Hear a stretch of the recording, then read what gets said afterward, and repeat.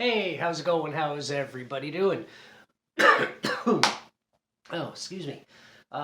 Just something a little bit different in this video. I'm not doing a beer drinking or talking about movies and that. And it's not even really going to be a rant or anything like that. It's just I'm going to call it 2022 in review. Now that we're comfortably into 2023 now. What is it today? I think is the 8th. Looks like the 8th. I don't have my glasses on, but my laptop. I'm looking at the date there. I think it says. I think it says the 8th. Um, anyway, yeah. So probably not one of the best years of my life. Not. I don't even know if it might go up there ranking as one of the worst. To be honest, lot of shitty things happened this year. Of course, for everybody too. We're still in the COVID thing, and that's worldwide, and there's no point talk about that because we already know all about that because we're living it. Now 2020 when COVID started, that was also kind of a shitty year. I got laid off, but then we all had, in Canada or Ontario, we all had the CERB thing, so we were taken care of. It was, wasn't terrible in that regard financially. It was just an unfortunate time, in history that we're still kind of going through or living with. But the bad thing that happened that year was when I lost my cat Bug, who was one of my best friends in a weird way. That sounds weird to say your cat's your best friend, but he was. I would come home and he would always run to the door, meow meow. We'd always do a little double meow and come to the door. He's the biggest suck in the world. There's a few videos here on YouTube. If you scroll down to my earlier videos, a couple of videos with him in it. But that was 2020, and now we're into 2023, and I'm going to be talking about 2022. So yeah, a bunch of random things happened. Start with the minor things. The first one was, if you remember anybody who's watched some of my earlier videos, I had this tooth here, and I always make jokes about it, but it snapped off one time. It was I had a root canal on it years ago from a biking accident and bicycle. I do a lot of bike riding, as you know. Um, and my front tire came off. It was a bicycle I built myself, and I was a kid. I think I was about 12 years old or so, and the front tire came off, and I went over the handlebars. And I remember I'd gone to the store for my parents, and in Canada. Now I know a lot of the people that do subscribe or watch my videos are from the States, but so in Canada you can get bag milk. I don't think you can get it in the States. I could be wrong, but I know that's one of those things where Americans are like, well, that's weird.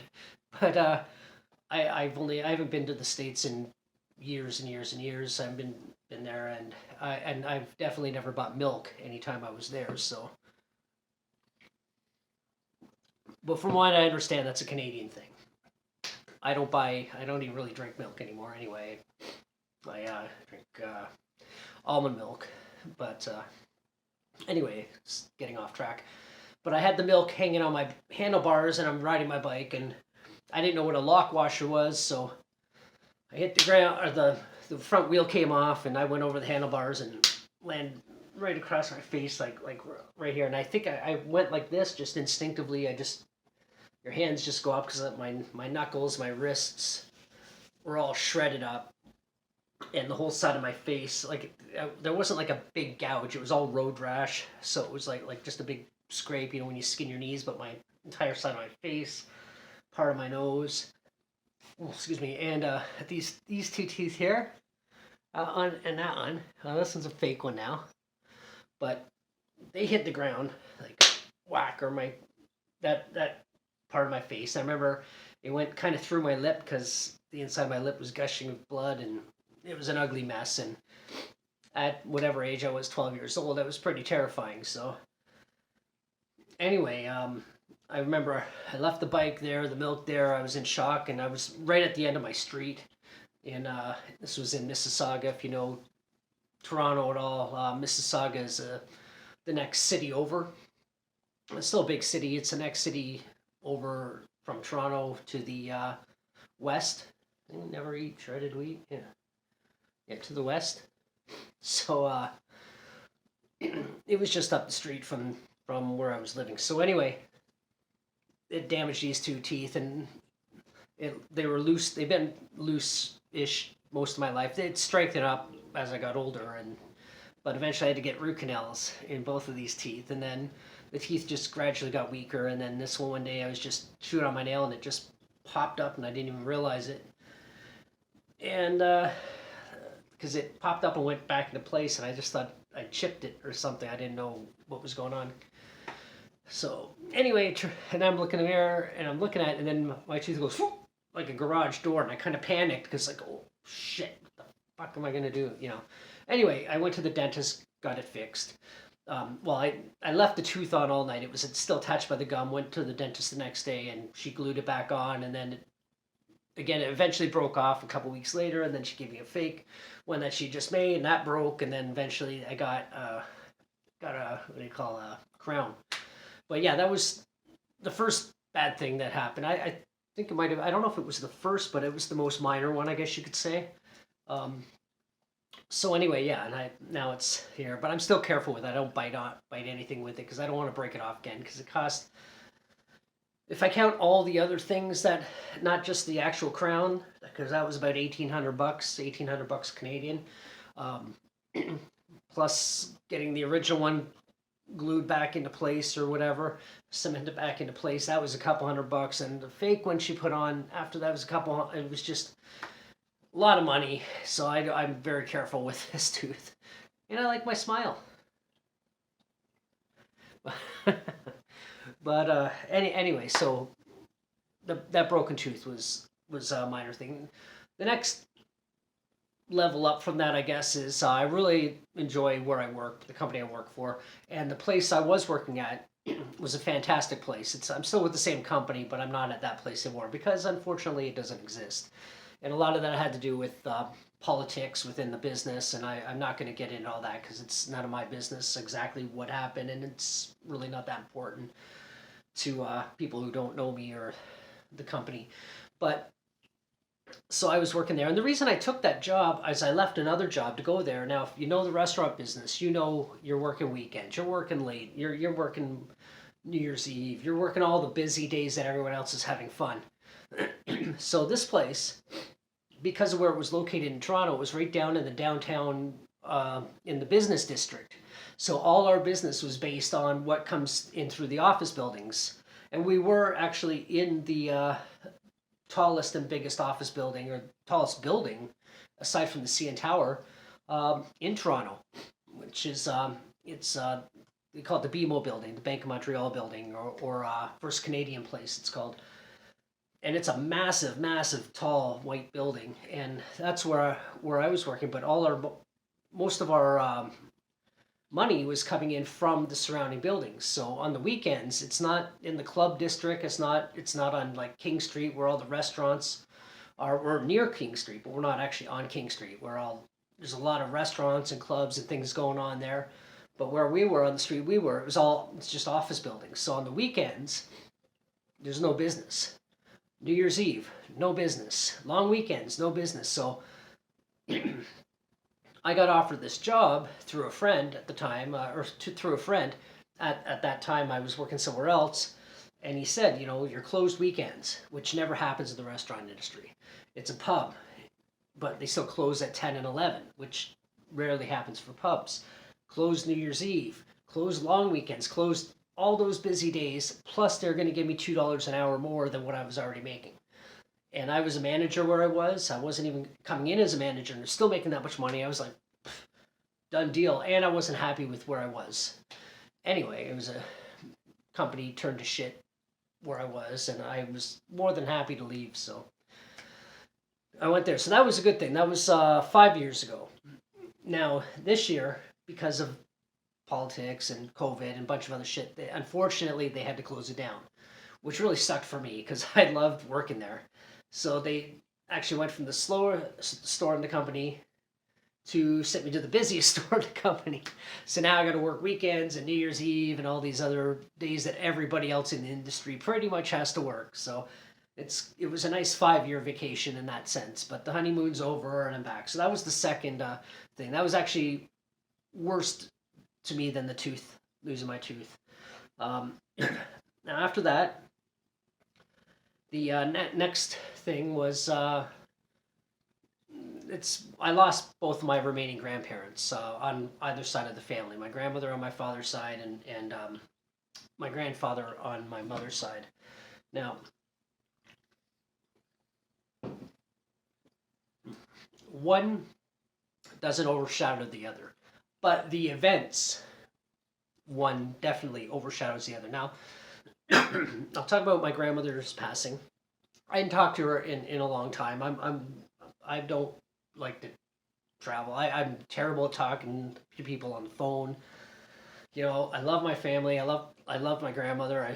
My grandfather too. You know, I'm just not a phone call person. Like, you know, I actually have to be persuaded to phone people. I'm terrible for it. That's just me. I don't know. But once I'm on the phone, then I don't shut up. Kind of like me right now. But I'm only talking to a camera, so I'm not talking on the phone. So my grandmother passed. That was obviously heartbreaking, but she was going through a lot of things, dementia and other things that a lot of people unfortunately experience. Could happen to me, could happen to you, anybody. Sadly, something you can't really do anything about, but experience. So she was going through a rough part near the end of her life. So I know to a lot of people that's kind of a relief that, you know, that they're done with their suffering, and I respect that, and I agree with that for the most part. Um, but that losing her, you know, I hadn't talked to her in a long time, so it was a sad moment, and I'm the eldest grandchild too, so you know, it was kind of sad. I not one to shed a lot of tears, but in private, you know, I was a little bit sad, and then well, it was a lot sad, but I was a little bit teary eyed and stuff. But and then I got a note that she'd given to, I think, all the grandchildren, and I'm not gonna say what was in it. It basically said I love you and all this other stuff that she'd written a few years ago. And it was a nice little thing, beautiful thing. I keeping it, obviously it's tucked away safely so I don't lose it. So that was that was a sad but also happy moment that, you know, she had done that for everybody. Uh, Now, my grandfather's side, this is where I'm going to get a little bit bitter. Or on my mom's side of my grandfather, I'm going to get a little bit bitter. And there's a lot of family politics. I'm not going to go into too much detail. I mean, I don't care about sharing certain information, but other people in my family might have an issue with it, so I got to respect that. My throat's all dry. But now, my grandmother on my mother's side, she passed away back in 1998. My grandparents were already long separated, or sorry, divorced, and my grandfather had remarried. And that's kind of where the problem comes in. I don't care about him remarrying or anything like that. My parents are separated, and you know that, and you know they go on and meet other people, and that's fine. That's great. You know, it's a life. It's your life. Live it and be happy. There's no reason not to do that. But my grandfather remarried this woman who, I'm not going to say her name. Let's just say her name is June. That's not her name, but she calls herself Grandma June to me. It's like, you're not my grandmother. First of all, I don't like you. You know, because she's a very stuck-up, materialistic. I don't know if I want to say gold digger, because I know she had money too, but I don't know what else. I just don't like her, and most of the people in my family don't. But here's where the issues. My grandfather passed away. He was going through Alzheimer's and stuff, and very sad, very unfortunate. I hadn't talked to him in a long time. A lot of things concerning his wife play into that a lot. So she actually once she basically segregated the family, and it was all about her family versus his family, which was us. And once when my parents separated, I had never been invited back to his house again by her or him or anything else. It was just weird how that happened, but that's what happened. And the last Christmas we were there before. Actually, it's not true. I was invited there, but not by them, and it was for his birthday, and it was also for my mother's birthday. They had parties, but aside from that, like we used to go there every Christmas. That ended. But the last Christmas I was there, she actually had the nerve to tell me I wasn't welcome in her house. So, but whatever. But anyway, yeah, after he passed away, she had a private funeral for him, for her side of the family, with a viewing and everything else. They were able to go and say their goodbyes. My family wasn't allowed to go. Like basically, his family was not allowed to go, but her family was. So that was a fucked up thing. You know, now I'm doing a review of this year, so I'm not just ranting about this for the sake of ranting about it, but that did happen this year, and it was screwed up. It's like he's my grandfather before he was your husband, but yet why is your family here, but my family's not allowed? So a few weeks later, maybe a month later, they have like a what is it called, a celebration of life for our side of the family, or for our family. And at that point, he was already cremated. We didn't get to say goodbye to him physically. It was just all of us in like a church thing. I don't know. I don't know if it was a church, but some building that looked like a church, but with pictures and everything else, and then some guy talking about saying prayers and crap. I mean, I don't know, what do you call it? It's not a church, but it's like in a building where you pray and worship, but it's not actually a church. There's a name for it. I can't remember. I'm an atheist, so I don't really pay that much attention to that sort of thing. But then we went and they put his urn inside one of these, what do you call, I can't remember what they're called either, but where it's basically a bunch of cubby holes with glass covers, and you put a picture of the person, you put their remains, their ashes, and maybe a couple little mementos, and then they seal it up and it's there forever. Which is weird because he did have a burial plot already that he had bought years and years ago that suddenly didn't exist anymore after he died. But family politics, I just steer clear of it. It just pissed me off. So anyway, losing my two remaining grandparents, losing my place of employment, didn't lose my job, I just lost where I was working and lose my tooth. So far, that was some bad things that happened.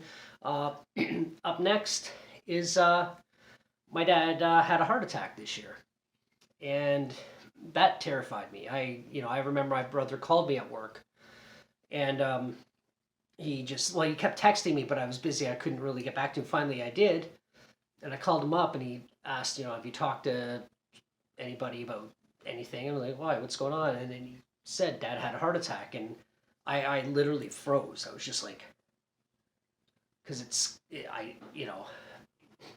I didn't know how to react because it was just such a shock, and and then he's talked to me about it, and he was okay at that point. He was in the hospital, and so I called him later on, my dad later on. But in between those calls, I was like pretty teary eyed. So it was scary. And then I had a talk with him, and they were saying the surgery's got to do and everything else, and he pulled through. He's if I've mentioned my dad in other videos how he's a big burly guy, like his arms like the size of my leg. He doesn't look like me by any stretch. He's a lot bigger than me. My youngest brother actually looks more like him in size. My youngest brother's a big tough guy too. So I'm thinking, death showed up. My dad said, "Not now, man. I got shit to do, and if you come over here, I'm gonna kick your ass." And Death was like, "Done. All right, it's cool. I'll talk to you later." And he's like, "Yeah, much later." But anyway, yeah. So there was that. But he pulled through. He pretty much quit smoking. He's doing good. I'm very very proud of him for getting through this and trying to get healthier and stuff. He's in his 60s, and he wants to keep going. So I'm happy about that. And then the last thing this year, now I could have said the heart attack thing would have been worse had my dad not survived. That would have been the worst, most devastating thing that could have happened to me this year in terms of what has happened, right? Like, but he survived, so you know. The last thing was my dog Billy, who there's videos of her, my if you scroll down or whatever, and I talk about her a lot. Sometimes she's in my videos, or at least she'll be walking around and I'll be talking to her. But she's not doing well. But she's 15. She's a 15-year-old lab, yellow lab. Most labs live to be about 12. So she's in that regard, she's really surpassed expectation. But Christmas, she started getting really really sick. Now she has kidney disease and other things wrong with it. She got physical things. She's on all kinds of meds and everything else to keep her comfortable. And she's still walking around. She's still happy. So, but we had to take her to the emergency clinic on Christmas Day. Now, on Christmas Day, there was a massive blizzard going on. Now, the emergency clinic is like a 2-minute walk from where I live. And a lot of times we walk her around in a wagon because she can't walk very far anymore. And then we'll take wherever we take her out, and she'll walk around and do dog stuff. So we had to take her over there to the clinic, and she was just so sick. She was shaking. I thought that was the end of her. I didn't think she was going to survive the night, to be honest. So we took her there, and they checked her out, gave her some kind of medication, and then we brought her back. But we had to take her out for a pee, and the wind was blowing. It was a blizzard. It was really bad. But so we had her out. It's blowing me over, and she just looked so small and frail, just sitting there in the snow. Like, she just looked like she wanted to fall over and just go to sleep forever right then and there. And it hurt me to see her like that. So anyway, I don't remember if she peed, but we brought her in. I think she might have peed inside. I know she pooped a couple times because she was so sick she couldn't even stand at that for a while. And then the next day we took her to another emergency clinic, and we were there for about actually, the one I was just talking about, that was Christmas Eve, sorry. And then Christmas Day, we took her to another emergency clinic, and we were there for about 5-6 hours. They were doing all kinds of tests and x-rays and everything else. And, so they gave her some other things. But she's doing a lot better. She's sort of back to where she was maybe a month ago, before all this shit happened to her. So she's doing good. She's doing as good as she can at the moment, and unfortunately with her age and her health, it's that sad sort of decision time I don't want to think about. Sorry. But she's doing good. But all in all, yeah, 2022 was not a good year for me. Sure, it's not the worst year anybody's could possibly have had, but in terms of myself, it was not a good time. It sucked. It fucking sucked. I'm hoping 2023 will be better. I mean, I know at some point this year I'll be saying goodbye to my dog. But she's 15, so I take that. And that's mostly Tracy's work. She takes incredibly well care of the dog. But anyway, that's all I'm going to say about this. This is 2022 in review. How it went for me, just random terrible shit that happened. I'm not saying there was good things, but I was just focusing on the shit because who wants to hear about the good things? Because everybody has good things. Unfortunately, the world seems to thrive on negativity. But we'll see what happens this year, and hopefully it'll be a more positive, happier year. And COVID's probably not going to go away. We're going to see that. I think that's almost an indefinite thing. It's just going to be a matter of playing it safe until it eventually fizzles out on its own. I don't think the vaccines are. I'm vaccinated. I'm not an anti-vaxxer, but I'm just saying, how many times you're going to get vaccinated, and it's just, I already caught it once that I'm aware of. Twice maybe. I'm not even sure if I caught it. I took a week off work for it. But anyway, this video is running a little bit long, and I'm starting to ramble. So Cheers to a better year, and wish everybody else well, everybody the best, treat each other nice, and until the next one, bye.